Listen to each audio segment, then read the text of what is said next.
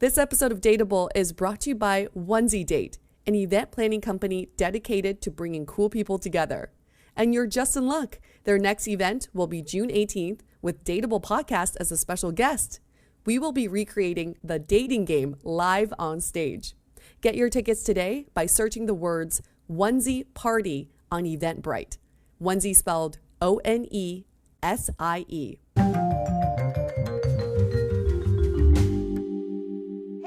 Welcome to another episode of Dateable, a show that opens up a candid conversation about dating in San Francisco. And that cheery, jolly voice that you just heard is my co-host, beautiful UA. I'm so glad you said that because I was talking to someone on the phone and they were like, you sound like death. So I was like, I'm going to just sound a little nicer today. But you always have a cheerful voice, Michael. And, you know, I think listeners at home should know that Michael, Julie, and I are really good friends that we call each other on a weekly basis. It's actually Michael calling us. And every time Michael's like, what do you want to talk about? Let's talk about life. You know, like, what can I help you with? I love y'all. That's why. So on each episode, we dissect a dating story. Today's episode is going to be a little different because we have a special guest for you, and you might have heard her giggle a little bit. We have Elle Huerta, who is the CEO and founder of Mend, an app that helps you through a breakup, and evolved out of the site letsmend.com, which Ellen started after she went through a breakup. Hi, Ellen. Hi, I'm so happy to be here. We're so happy to have you. You know, heartbreak, it's one of those topics that always gets brought up and nobody ever knows what to do about it. People like to marinate in the misery of breakups, but nobody ever knows what they should do. So I want to first know about what was this breakup that you went through? The breakup that I went through was a few years ago now, but I was actually living in San Francisco, so now I'm in LA. And I was pretty new to San Francisco, and I went through, it was an off again, on again relationship, which I'm sure you guys have had. And a lot of times I feel like those breakups are really, really difficult. So I was going through a breakup and just having a hard time. And it was actually one night when I was up late at night just scrolling through my phone. I think it was like 3 a.m. in the morning, and I was on Google on my phone searching for breakup advice. And I wish that I had kept my search history from that night because it was probably pretty embarrassing. But I was searching for breakup help and just didn't feel like a lot of the content online resonated with me. A lot of it was really cliche. And so I had the idea that I would build a breakup site. And everything that I've been working on now, I mean, that was years ago, has evolved out of that site. So for me, I feel like the breakup was a pivotal moment. And I feel like actually for a lot of people, breakups are really pivotal moments in their lives. I think that, you know, with breakups, there are two ways that you can come out of it. One way is you can dwell in it, and the second way is you can learn from it. Mm-hmm. But it's really hard to come out of that dwelling period because every breakup deserves a little bit of grieving process, but then how do you get yourself out of it? And this, I know this is something very relevant to our producer, Julie, who's right beside me. She's mic'd up for this episode because she's recently gone through something in that realm, and I think it'd be good for her to talk about kind of her experience. So Julie, do you want to take it away? Yeah, no, it's fun being a guest on the show. This is my first time, so usually behind the scenes, but I was excited to have Ellen here because, like, as Yue mentioned, I went through a breakup that's probably been one of the more difficult breakups I've experienced. So I think one of the biggest parts is obviously like you miss the person once you break up, but there's this getting over the future you had together. In a way, a just as challenging part of a breakup. Absolutely. One of the hardest parts about heartbreak is just unraveling from the person. And, you know, so much of your identity and your sense of self really gets intertwined. And even in healthy relationships, you know, it's only natural that you depend on each other for things. And that's one of the really beautiful things about a relationship. But then when you come out of it, all of a sudden you're asking yourself, like, who am I without this person? And what will my life be like? And what will my future be like? And I think that that can be pretty scary. But personally, I think it's also one of the most exciting parts about going through a breakup because you really have a chance to reinvent yourself. It's like it's a beautiful time for rediscovery of who you are. Right. Right. And especially like I mentioned, my situation was only a year. I can't even imagine like 5, 6, 7+ years, like thinking that you have a full life with someone and then one day it just being done. So Well, I just find relationships in general, that dynamic is so fascinating. You go from perfect strangers to closer than family, then to perfect strangers again. And there's research to show that a breakup is equivalent to death, right? It's equivalent to that loss. So what is step number 1 to dealing with a breakup? One thing that doesn't get talked about a lot, so there's definitely the emotional aspect of a breakup, and that is a very real thing, and it's really hard to deal with a breakup in that way. But one thing that doesn't get talked about a lot, but that you experience in the beginning, is just how physical a breakup can be. There are all sorts of changes that are happening in your body. I mean, I won't get like too Bill Nye about it, but like there are real neurochemical connections that you have with someone, and they've actually looked at people who have gone through a breakup and they have the same profile as someone who's going through withdrawal from like drug addiction. So when I think about like the first step of getting through a breakup, I kind of think of it as it's almost like triage. Like you really have to treat yourself like you're sick. And actually, in an ideal world, I think we would all get heartbreak days, like we get sick days. But I do think you really have to take care of yourself in the most basic way, like make sure that you're eating. A lot of people stop eating, and make sure that you're sleeping, and just being around people and not disconnecting yourself from other people, your family and your friends. And then I think one of the biggest things that we sort of all know this, but it really is so important, just given all the physical changes that happen after breakup, is just being active and actually like finding something that you can do every day that releases endorphins, even if it's just like dancing around in your room to Robin or something. So I 110% agree with that, because I'd say I really just threw myself into exercise and started working out like 2 times a day. And I've read like for other places that's like one of the best things you can do, because obviously there's endorphins with exercise, and then also like you look a lot better when you run into your ex than if you've been sitting eating Ben and Jerry's for the last month, right? There is research to prove that after a breakup, most men hit the gym and most women hit ice cream. Yep. It's stereotypical. It's stereotypical, but there is research to back it up. Women they find comfort in food, and men find comfort in treadmills and having lots of sex with different women. I mean, don't worry, my typical response has always been ice cream. This was like a change. I really think some people who've been single for a while look hotter than they used to, because they're like, all I've been focusing on is improving myself. Then you come out of like the relationship bod, which is like already down. So you're at a deficit at that point. So it's like getting back to normal, basically. It is. One of the things too when we talk about endorphins, guys and ladies, is to make sure that we don't start getting it through like alcohol and cocaine. There's so many people hear endorphins and they think, oh, drugs, that helps.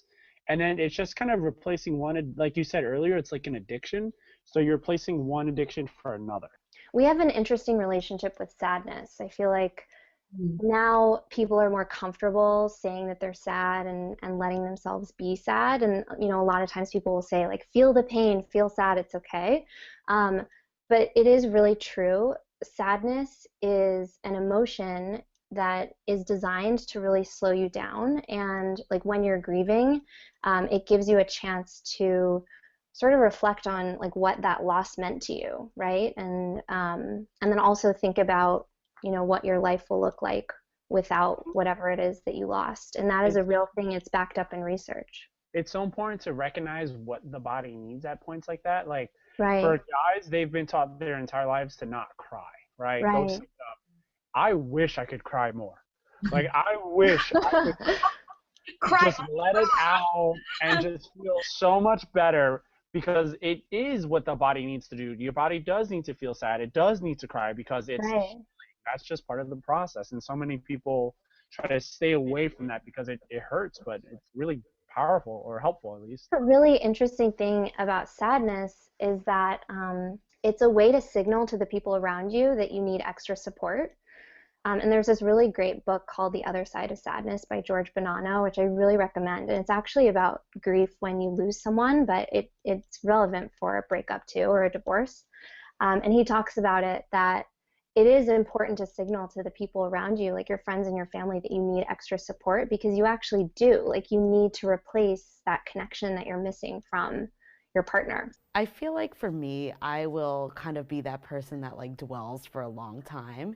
And then I have other friends that just like immediately jump into the next relationship, or like kind of come off that they're totally fine. What is your thoughts? Because I feel like there's got to be something probably in the middle that's healthier. I do think so. I think it really depends. The one thing I'll say is that I think it's really important to have some alone time, because you have to redefine your sense of self. Like, that gets so muddy when you're in a relationship, and you just need to make sure that you know who you are and what you want to be in another relationship.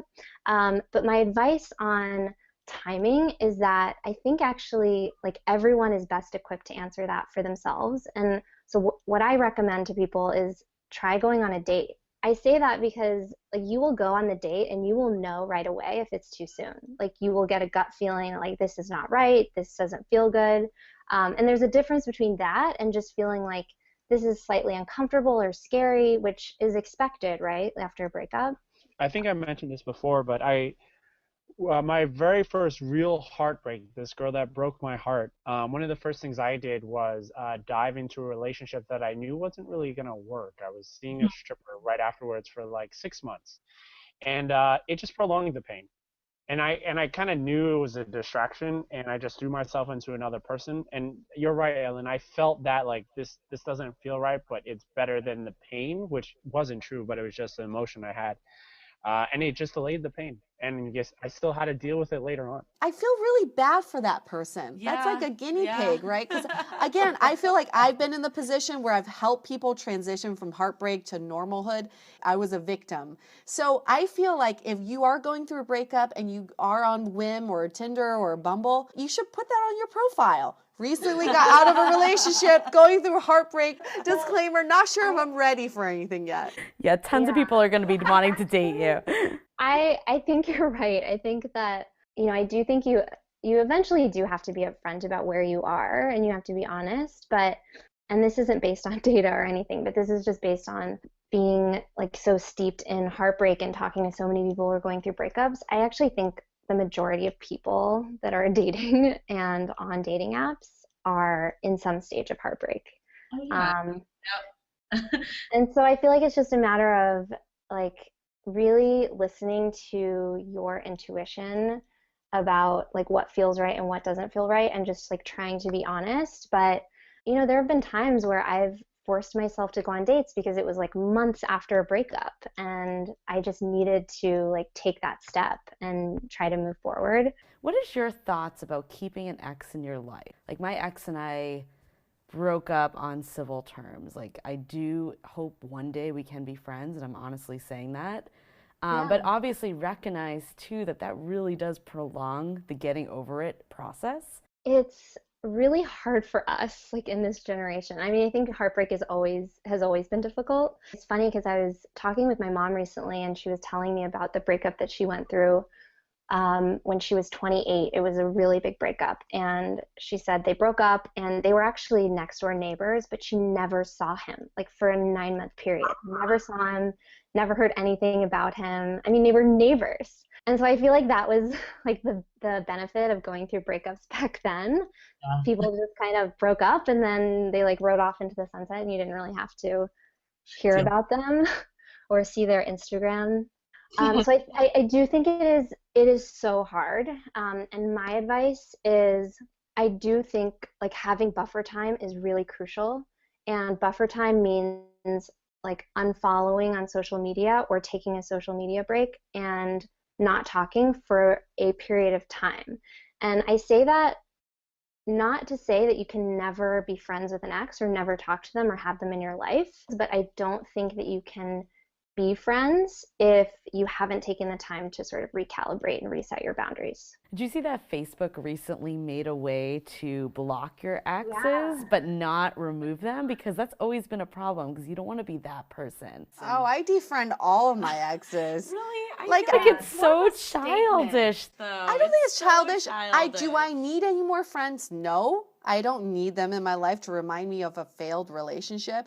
That's just my own personal belief. But I do think that there needs to be some sort of cutoff period where you go cold turkey. It's like, you know, getting yourself out of an addiction. You don't talk to them at all. But exes, we also know that if you keep them in your life, they always come back at the most inopportune times when you're like getting into a relationship with someone and they like something on Facebook and you're like, huh, or they text you, I miss you. So like, why even put yourself at risk for something like that? There's like a weird sixth sense with that. Are we talking about like a real relationship or someone that we saw for a little bit?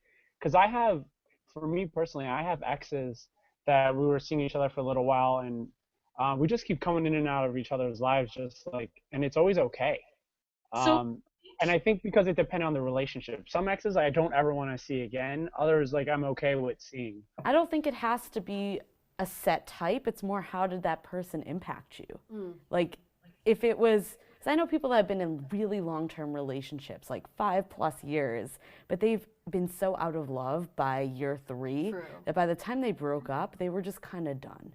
So it wasn't even that difficult in that sense. However, I mean, I've been in that situation too where, I mean, not my last situation, but ones prior where we weren't even officially boyfriend and girlfriend, yet it still stung. So I think it really depends on the person and I mean, I think the litmus test is like how you feel when they come back, like whether it's like a text or you see that they've liked something that you posted.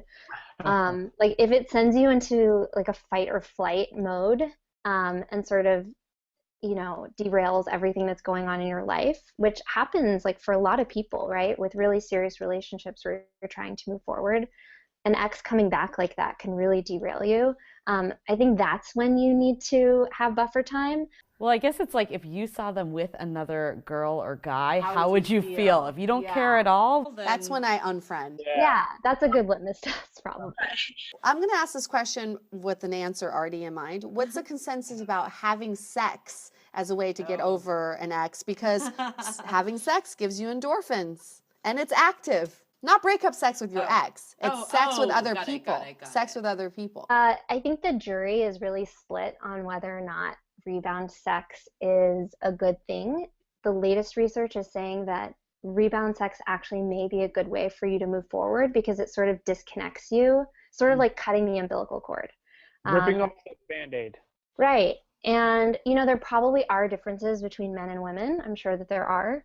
But it's not necessarily as bad as people used to think that it was, which is great. And I think it totally depends on like, your relationship with sex and, you know, how you deal with sex in your own life.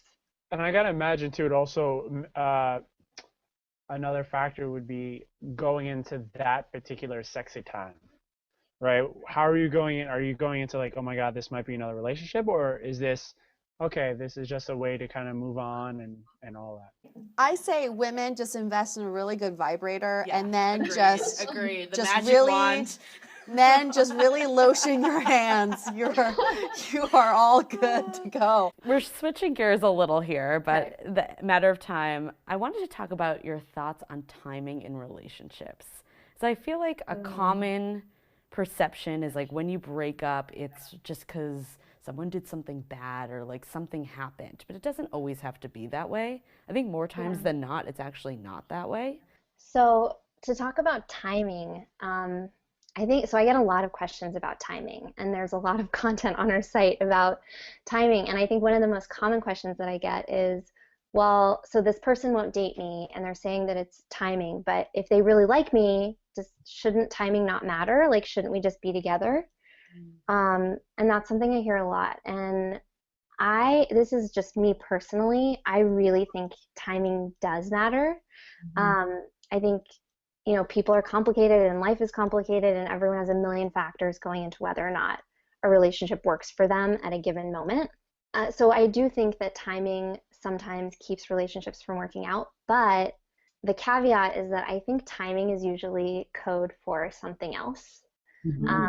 So like a lot of times, timing is code for like one person not being ready to commit, or like timing can be code for one person being scared to get hurt in a relationship, Or like oftentimes, and I think this is maybe the most common one, is just that timing is used as an excuse, but it's really just that the person is prioritizing something else over their love life. So when people ask about timing, I think the question to ask is like, what is it really that's going on underneath that's preventing the person or both people from making the relationship work? Like, what is it exactly? Because I mean, time itself is actually really impartial, right? Like, we can't blame time. Yeah, no, I think what you said is 100% spot on, because it's usually there's something that that person needs to work through. And I know for myself, there were years that relationships weren't the first thing on my mind.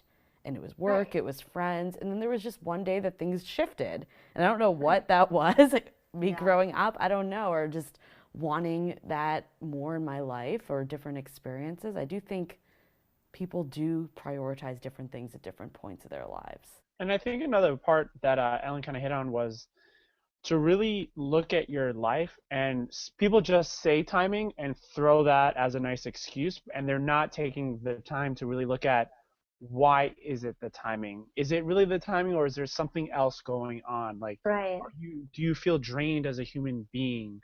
Do you feel like you're not worthy of someone because you're not where you're at in life? So we just throw the word timing as a way to kind of like a catch-all. For some people. And I think it's something to be very cognizant of. Yeah, I think timing is just, it's like the easy answer. And at first glance, like it is timing, but if you dig a little bit deeper, there's usually something else there. And a lot of times it's also used to just soften the blow on the other person when they have no interest, for sure. Oh, yeah. Well, I think that's why there's a discrepancy, right? Because there are times that people literally just use it as an excuse to soften the blow, and there are other times where it may legit really be there. Right. I mean, I think timing is more reflective on where you are in your stage in life. So some people could meet someone amazing, but they're just not ready to receive that person at that stage in their life. Something going on personally, professionally, whatever it may be. So timing is something that you have to reflect on individually. But in the interest of time, I want to sort of wrap this up. Ellen, give us an overview of what Mend is all about, because I know you can't give away too much, but how can it really help a plethora of people to get over heartbreak? Yeah, so I'm so excited to share Mend with everyone. Our app it's the next evolution of our site. And our site, I developed after a breakup because I felt like I couldn't find really good resources or support online. And so the site developed really organically. I mean, originally it was just like my stories and stories of my friends.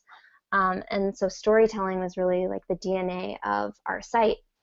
And the next evolution is much more interactive. So our app, when I tell people about it, I say, like, think of it like a personal trainer, but it's for your love life. And we're starting by helping people through breakups. If people want to learn more about it, is there a website that they can go to? Yeah, so you can visit letsmend.com, so letsmend.com.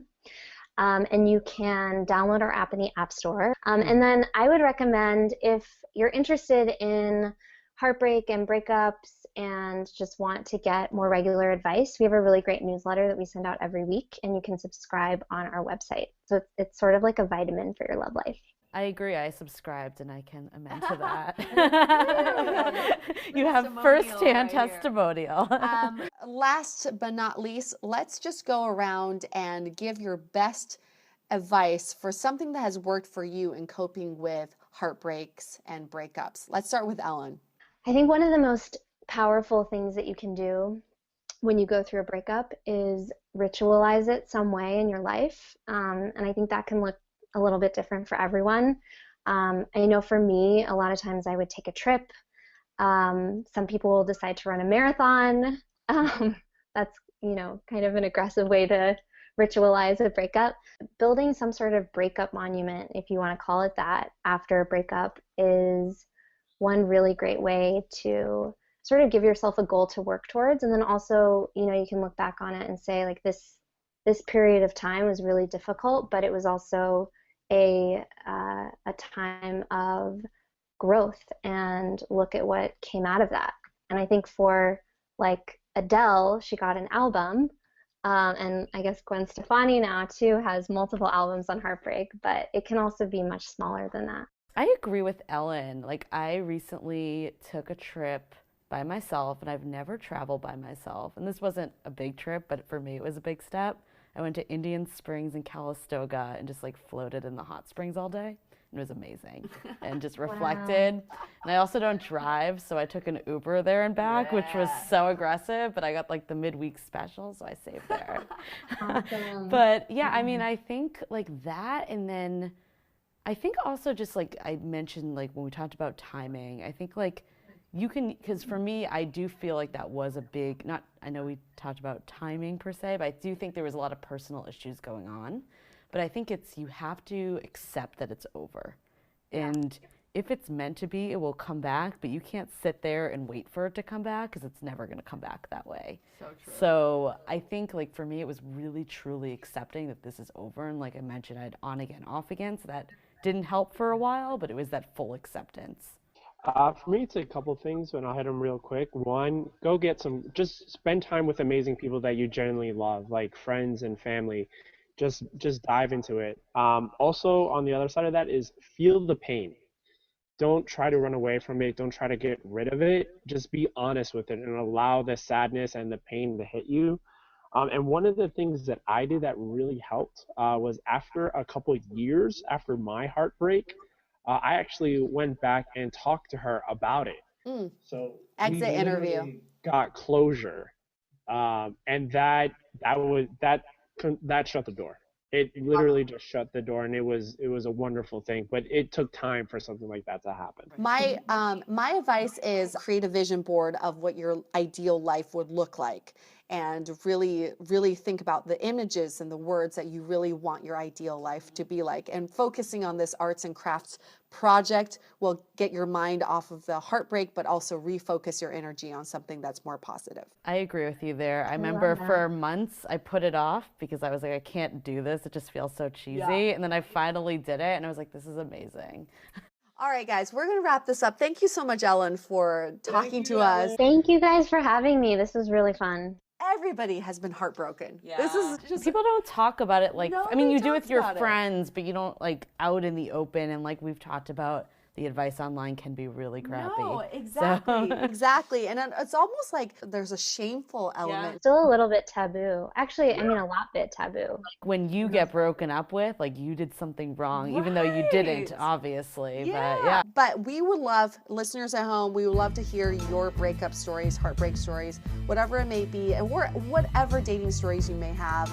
You can always remain anonymous. We can change your name, change your voice, all that good stuff. And of course, check out our website, DATEABLEPodcast.com, to submit your stories. And last but not least, Michael, stay dateable. One of the best ways to push through heartbreak is laughter and being with friends. So come to the Onesie Date Party on Saturday, June 18th at the Makeout Room. Bring your friends and meet some new ones and expect a riot of a party. And don't forget, Dateable Podcast will be doing a funny live performance. Yes, you need to wear a onesie. Yes, you can take it off. And no, this isn't some cuddle party or kink thing, so please wear something else awesome underneath that onesie. Tickets are $20 for one or $30 for two, and they're selling fast. So get yours today by going on Eventbrite and searching for the words Onesie Party. That's spelled ONESIE. Or head on over to our website at dateablepodcast.com.